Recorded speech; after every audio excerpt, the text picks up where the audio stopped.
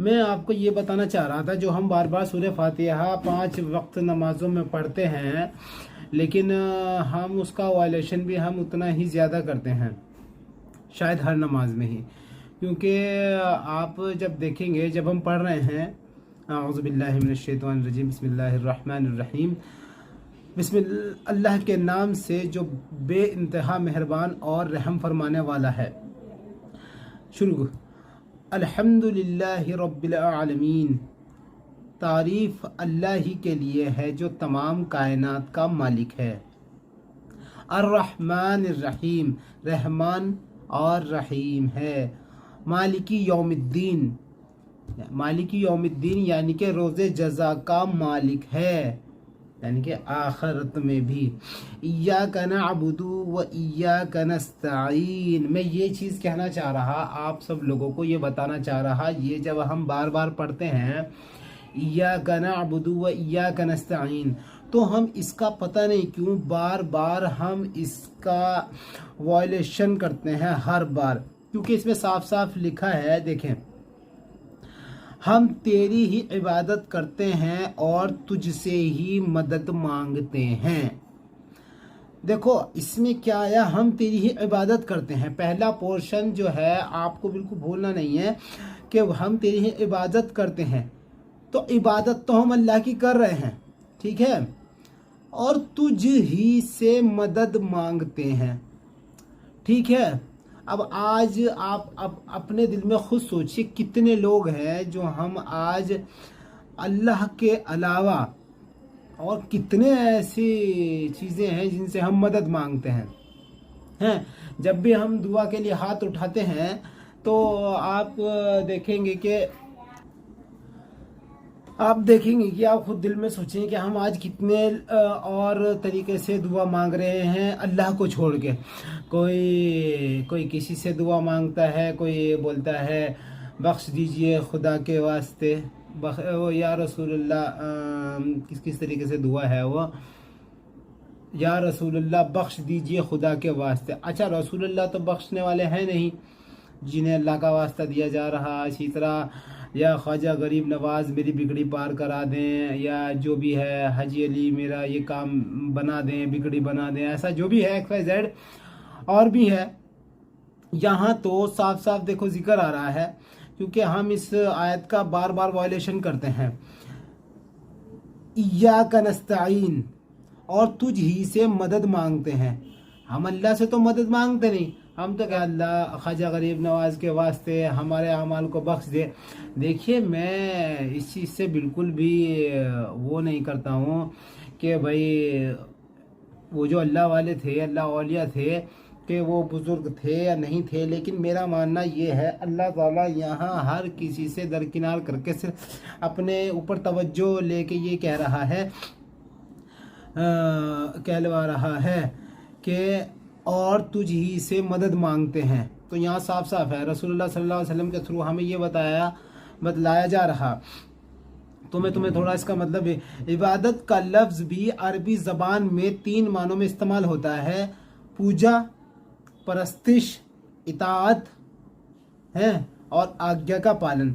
यानी कि ये सब इसी के ही माने हैं।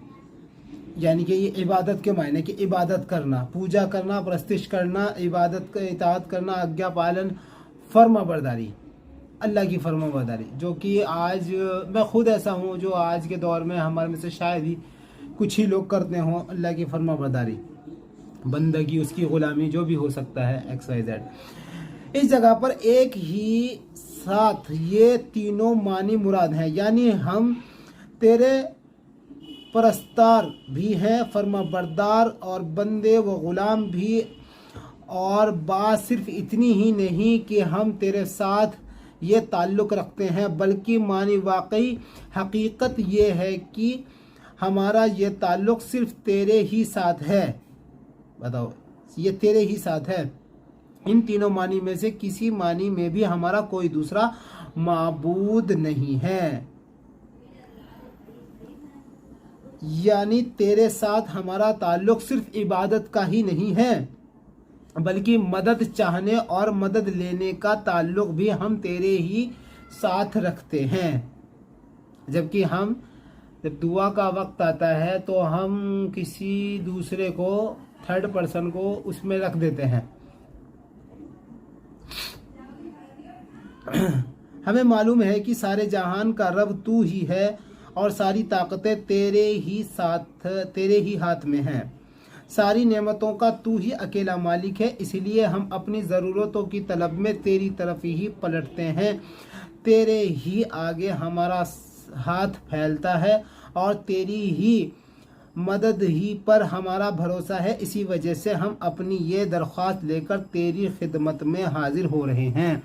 अच्छा, हम ये 5 वक्त हाजिर होते हैं अल्लाह की बारगाह में, लेकिन 5 वक्त जब हम मांग रहे होते हैं कि देखिए, मैं ये नहीं कह रहा कि हम अल्लाह से नहीं मांग रहे हैं। हाँ, मैं ये कह रहा हूँ मैं अल्लाह के साथ में किसी और को भी शरीक कर लेता हूँ कि या अल्लाह इसके ज़रिए से मेरा ये काम बना दे।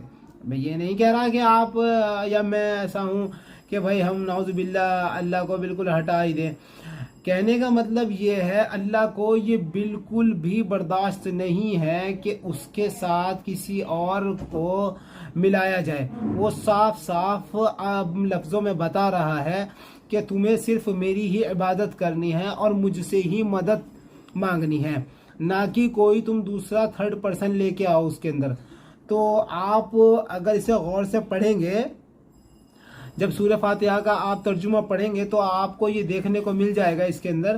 तो आप भी इस चीज़ पे गौर करें और हम किसी दूसरे को उसमें शरीक ना करें अपनी दुआ में। हम डायरेक्ट अल्लाह से हम अपनी दुआ मांग सकते हैं, डायरेक्ट अपनी बात अल्लाह तक पहुंचा सकते हैं। हमें अपने ऐसे अमाल करने चाहिए, ऐसी हमारी नमाज़ें खुशू खुजू वाली होनी चाहिए ताकि हम अल्लाह से अपना डायरेक्ट राबता रख सकें।